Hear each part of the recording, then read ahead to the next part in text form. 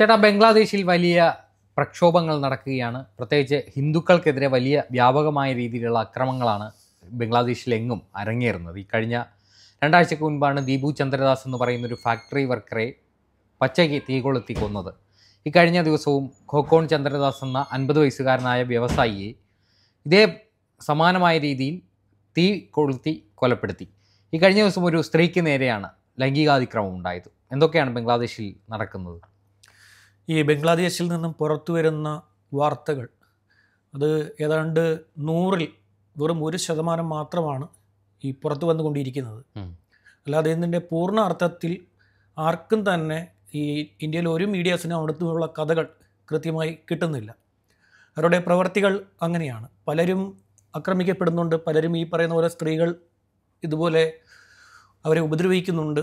ഇതൊന്നും പുറത്ത് പറഞ്ഞു കഴിഞ്ഞാൽ കുടുംബത്തോടെ കത്തിച്ചു കളയും എന്ന തരത്തിലുള്ള ഭീഷണിയാണ് അവിടെ നടന്നുകൊണ്ടിരിക്കുന്നത്. ഇന്നലെ കഴിഞ്ഞ ദിവസം നടന്നത് കാളിഗഞ്ച് മുനിസിപ്പാലിറ്റിയിലെ 7-ാം വാർഡിൽ താമസിക്കുന്ന 40 വയസ്സുള്ള ഒരു യുവതി. ഈ യുവതി അവിടെ വീട്ടിൽ ഇരിക്കവേ അവിടെ 2 പേര്, ഒന്ന് ഷാഹിൻ, 2 അയാളുടെ ബ്രദർ ഒരു ഹസൻ, ഈ 2 പേരും ചേർന്ന് ഈ വീട്ടിലേക്ക് കടന്നെത്തി. അപ്പോൾ ഇവരുടെ വീട്ടിൽ കുറച്ച് ഗസ്റ്റുകളുണ്ടായിരുന്നു. ഇവരുടെ വീട്ടിലേക്ക് എത്തിയവർ ഇവരെ ഈ സംഘമെല്ലാം കൂടെ ചേർന്ന് ഇവരെ അടിച്ച് പുറത്താക്കി. ഇപ്പോൾ പ്രായമുള്ളവരായിരുന്നു അവിടെ വന്നത്. അവർ ജീവനും കൊണ്ട് ഓടി രക്ഷപ്പെട്ടു. ഈ സ്ത്രീയോട് ഇവർ വാങ്ങിയ വീട്, ഈ കാളിഗഞ്ചിലെ 7-ാം വാർഡിലുള്ള ഈ വീട് ഇവർ വാങ്ങിയത് ഈ ഷാഹിൽ നിന്നാണ്. ഷാഹിൻ്റെ ഭൂമിയാണ് ഇവർ വാങ്ങിയത്. അത് ഏകദേശം 2 ദശലക്ഷം ടാക്ക വരും. ബംഗ്ലാദേശിലെ കറൻസിയാണ്. ഇപ്പോൾ ഇന്ത്യൻ റുപ്പി പ്രകാരം 14 ലക്ഷത്തോളം രൂപ. അപ്പോൾ 14 ലക്ഷത്തിലധികം വരുമായിരിക്കും. അപ്പോൾ അത്രയും തുകയാണ്. ഈ വീട് ഇവർക്ക് തിരിച്ചു വേണം. ഇതാണ് ഇവരുടെ ആവശ്യം. വർഷങ്ങൾക്ക് മുമ്പ് ഇവർ ഈ തുക കൊടുത്ത് 14 ലക്ഷത്തിലധികം രൂപ ഇന്ത്യൻ റുപ്പി കൊടുത്ത് വാങ്ങിയ വീട്, ആ വീട് തിരികെ വേണമെന്നും പറഞ്ഞാണ് കഴിഞ്ഞ ദിവസം കയറി ചെന്നത്. ഇത് തിരികെ തരാൻ ഇവർ ആവശ്യപ്പെടുന്നത് ആ സ്ത്രീയുടെ ഭർത്താവ് കഴിഞ്ഞ കുറച്ച് കാലം മുമ്പ് മരണപ്പെട്ടു പോയി. വിധവയാണ്. വിധവയായ സ്ത്രീ അവിടെ ഒറ്റയ്ക്കാണ് താമസിക്കുന്നത്. അവരുടെ ഭർത്താവ് മരിച്ചതിൻ്റെ ശേഷം, അതായത് ഈ ഷെയ്ഖ് ഹസീനയുടെ ഈ പറയുന്ന അവരെ അവിടെ നിന്നും ഓടിച്ചു വിട്ട ശേഷം അവിടെ സംഭവിക്കുന്ന ഇതൊക്കെയാണ്. ഇവരുടെ ഭർത്താവ് കൂടി മരിച്ചതോടുകൂടി ഇവർക്ക് അവിടെ പൂർണ്ണമായിട്ടും അവിടെ പിടിച്ചെടുക്കാനുള്ള താല്പര്യമാണ്. പിടിച്ചെടുക്കുന്നത് വീട് എഴുതി തന്നാൽ മാത്രം പോരാ, അവരുടെ പക്കൽ ആ സമയത്തുണ്ടായിരുന്ന 50,000 ടാക്ക, ആ തുക ഇവർക്ക് വേണം. ആ തുക മാത്രമാണ് ആ സ്ത്രീയുടെ പക്കൽ അവശേഷിക്കുന്ന തുകയായിട്ടുള്ളത്. പിന്നെ ഈ വീടും തിരികെ എഴുതി കൊടുക്കണം. അതുപോലെ തന്നെ ഈ 50,000 ടാക്കയും തിരികെ നൽകണം. ഇതാണ് ഇവർ അവരോട് ആവശ്യപ്പെട്ടത്. ഈ ബന്ധുക്കൾ ഓടിപ്പോയതോടുകൂടി ഈ സ്ത്രീ ആ വീടിനുള്ളിൽ ഒറ്റപ്പെട്ടപ്പോൾ ഇവർ എന്ത് ചെയ്തു എന്ന് വെച്ച് കഴിഞ്ഞാൽ ആ സ്ത്രീയെ അവിടെ ഒരു മരത്തിൽ കെട്ടിയിട്ട് അവരെ ഉപദ്രവിച്ചു. ശാരീരികമായി അവർ ഉപദ്രവിക്കപ്പെട്ടു. ഇതെല്ലാം കഴിഞ്ഞിട്ട് ഇവന്മാർ ആ സ്ത്രീയെ വെറുതെ വിട്ടില്ല എന്ന് മാത്രമല്ല, ഇവർ ചെയ്തൊരു പ്രവൃത്തി, ആ സ്ത്രീയുടെ മുടി മുറിച്ച് അതിൻ്റെ വീഡിയോ, അത് ചെയ്തതിനും അപ്പുറം അതിൻ്റെ വീഡിയോ എടുത്ത് പ്രചരിപ്പിച്ചു. ദേശീയ മാധ്യമങ്ങളിലൊക്കെ തന്നെ നമുക്ക് ആ ദൃശ്യം കണ്ടിരിക്കാൻ പറ്റില്ല, നമുക്ക് കാണിക്കാനും പറ്റില്ല. കാര്യം ബ്ലർ ചെയ്താൽ പോലും ആ ദൃശ്യത്തിന് അതിലെ നിലവിളിയും ബഹളവും ഒക്കെ നമുക്ക് കേൾക്കാൻ സാധിക്കും. അപ്പോൾ അത്രയും വലിയ ക്രൂരത ആ സ്ത്രീയോട് അവിടെ ചെയ്തു. അവിടെ ജൈനത സദർ ഹോസ്പിറ്റൽ എന്ന് പറയുന്ന കാളിഗഞ്ചിലെ ഹോസ്പിറ്റലിലാണ് അവരിപ്പോഴുള്ളത്. അവരെ അവിടെ കെട്ടിയിട്ടിട്ട് മുടിയും മുറിച്ച് അവരുടെ കെട്ടിടം വസ്തുവകകൾ എഴുതി മേടിച്ച് അവിടെ നിന്നും ഇവന്മാർ കടന്നുപോയി. അവരെ നാട്ടുകാർ ഇടപെട്ട് ഈ പറയുന്ന ജൈനത സദർ ഹോസ്പിറ്റലിലേക്ക് മാറ്റി. ഇപ്പോൾ അവരവിടെ ട്രീറ്റ്മെൻറ്റിലാണ്. ഇവിടെ സംഭവിക്കുന്ന ഒരു പ്രധാനപ്പെട്ട കാര്യം, ഈ ഹോസ്പിറ്റലിൽ നാട്ടുകാർ എത്തിച്ച ശേഷവും ഈ സ്ത്രീക്ക് അതിൽ പരാതിയില്ല. പരാതി നൽകിയാൽ ഭയമാണ്. പരാതി നൽകിയാൽ ഇനി അടുത്തത് തീ കൊളുത്തി ജീവനോടെ തീ കൊളുത്തി കൊല്ലുക എന്നുള്ളതാണ് അവരുടെ പ്രധാനപ്പെട്ട ഇപ്പോഴത്തെ ഒരു രീതി. ഒരു സ്ത്രീയെ പിടിച്ചുകൊണ്ട് പോവുക, ഉപദ്രവിക്കുക, ഒന്നുകിൽ അവർ ചവിട്ടി താഴ്ത്തും, അല്ലെങ്കിൽ കത്തിച്ച് കളയും. ഇങ്ങനെയാണ് അവർ ചെയ്തുകൊണ്ടിരിക്കുന്നത്. അപ്പോൾ ഇത് ഭയന്നിട്ട് ഈ സ്ത്രീ ആ ദൃശ്യം ആ പരാതി കൊടുക്കാൻ തയ്യാറായില്ല. ഈ സമയത്ത് ഈ ദൃശ്യം പുറത്തു വന്നു. ഇവർ പ്രചരിപ്പിക്കുന്ന ദൃശ്യമുണ്ടല്ലോ, ഇത് വ്യാപകമായി പുറത്തു വന്നു. അന്താരാഷ്ട്ര ശ്രദ്ധ നേടുകയുണ്ടായി ഈ വിഷയത്തിൽ. Indian high commission ഇതറിഞ്ഞു. ഇന്ത്യൻ സ്ഥാനപതി ബംഗ്ലാദേശിനോട് ആവശ്യപ്പെട്ടു. അത് പ്രകാരം ഇപ്പോൾ ഒരു കേസ് എടുത്തിരിക്കുകയാണ്. ഈ FIRൽ മാത്രം 2 പേരുടെ പേരാണ് പറയുന്നത്. ആ സ്ത്രീ ഏകദേശം 10-ലധികം പേരുടെ പേരുകൾ പറയുന്നുണ്ട്. 2 പേരുടെ പേരുകളെ അവരുടെ പോലീസിൽ കേസായിട്ടുള്ളൂ. ബാക്കി ആരും പ്രതികളല്ല. ബാക്കിയെല്ലാം ഈ പറയുന്ന പോലെ കണ്ടാൽ അറിയാവുന്നവർ എന്ന രീതിയിൽ. ഇപ്പോൾ കണ്ടാൽ അറിയാവുന്നവർ എന്ന് പറയുമ്പോൾ ഈ വന്ന ഹസനും ഈ പറയുന്ന ഷാഹിനും 2 പേരുടെയും ഒപ്പം വന്നവർ ആരാന്ന് അവർക്കറിയാമല്ലോ. ഇത് ചെയ്ത 2 പേരിൽ FIR പേരുള്ളവർക്ക് ഈ കണ്ടാൽ അറിയാവുന്ന ബാക്കിയുള്ളവർ ആരാന്ന് അവർക്കറിയാം. പക്ഷെ അവരത് പറയില്ല. അവരത് പറയണമെങ്കിൽ പോലീസിൻ്റെതായ രീതിയിൽ ചോദിക്കണം. അത് ചോദിക്കില്ല എന്ന് പറഞ്ഞു കഴിഞ്ഞാൽ അവിടെ നടക്കുന്നത് പ്രക്ഷോഭമൊന്നുമല്ല.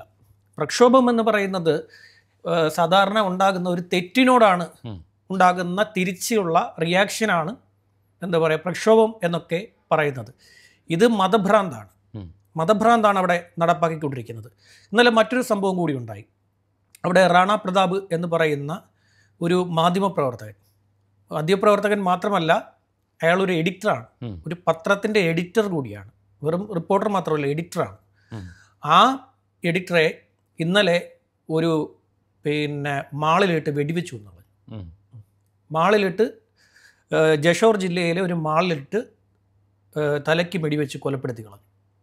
കാര്യമൊന്നുമില്ല, ഇത് തന്നെ കാര്യം. അയാളുടെ പേരാണ് ഇവരുടെ പ്രശ്നം, റാണ പ്രതാപ്. സോ ഇതാണ് അവിടെ നടന്നുകൊണ്ടിരിക്കുന്നത്. കഴിഞ്ഞ ഇത്രയും ദിവസത്തിനിടെ, കഴിഞ്ഞ കുറച്ച് ദിവസമായിട്ടേ ഉള്ളൂ, ഇഷ്ടംപോലെ പേര്, അമൃത് മണ്ഡൽ, അതുപോലെ തന്നെ ദീപു ചന്ദ്രദാസ്, കോക്കോൺ ചന്ദ്രദാസ്, അയാൾ കുളത്തിൽ ചാടിയിട്ടാണ് മരണപ്പെട്ടത്. കുളത്തിൽ ചാടി തീയിട്ടു ആത്മരക്ഷാർത്ഥം ഒരു ജലാശയത്തിലേക്ക് എടുത്ത് ചാടി. അതിനുശേഷം ഒരു ഹോസ്പിറ്റലിൽ പ്രവേശിപ്പിച്ചു. ഹോസ്പിറ്റലിൽ ചികിത്സയിലേക്ക് അയാൾ മരണപ്പെട്ടു.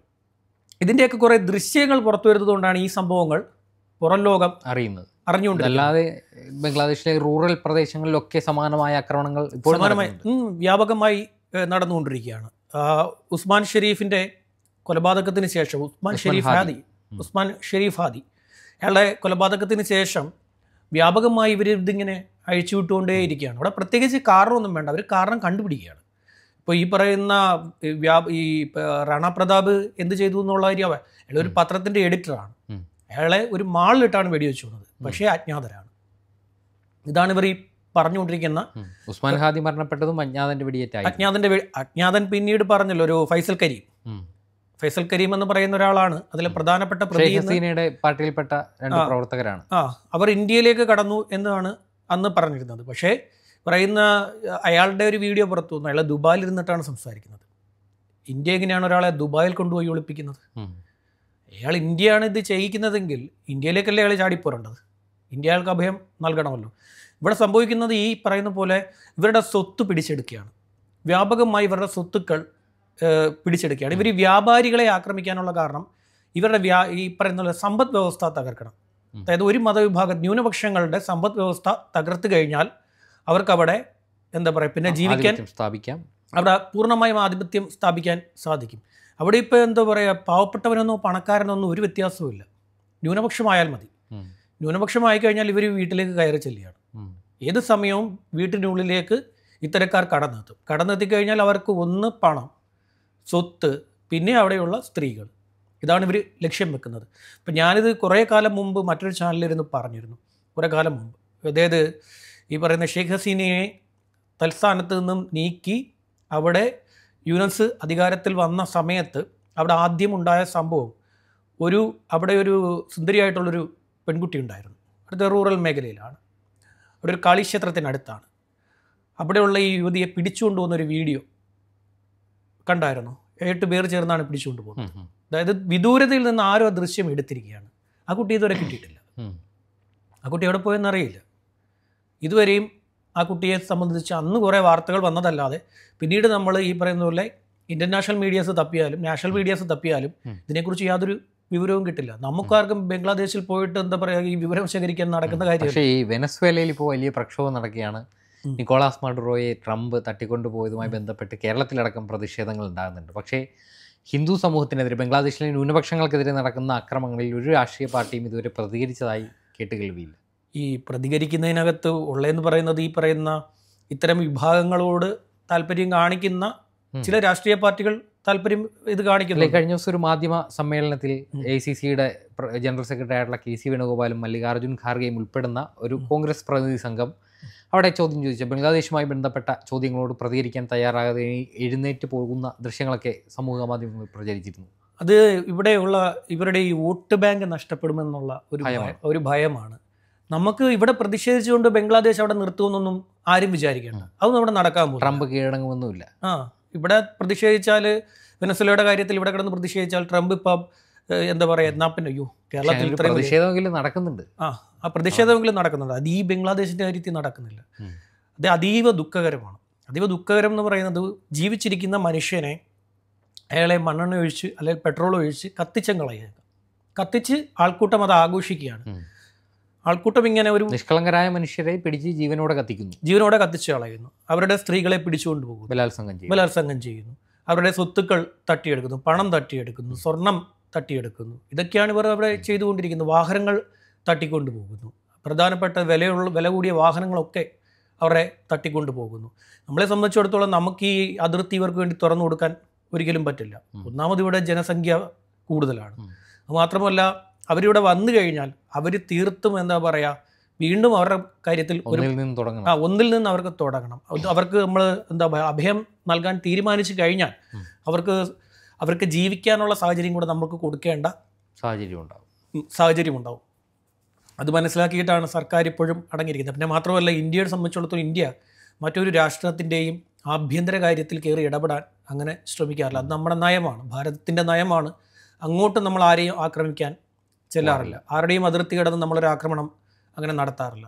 അങ്ങനെ നടത്തണമെങ്കിൽ നമുക്ക് ആ രീതിയിൽ എന്തെങ്കിലും അടി നമുക്ക് പ്രകോപനമുണ്ടാകും. ആ രീതിയിൽ ഒരു അടി നമുക്ക് കിട്ടിക്കഴിഞ്ഞാൽ മാത്രമേ നമ്മൾ അതിർത്തി കടന്ന് ഒരാക്രമണം നടത്തുകയുള്ളൂ.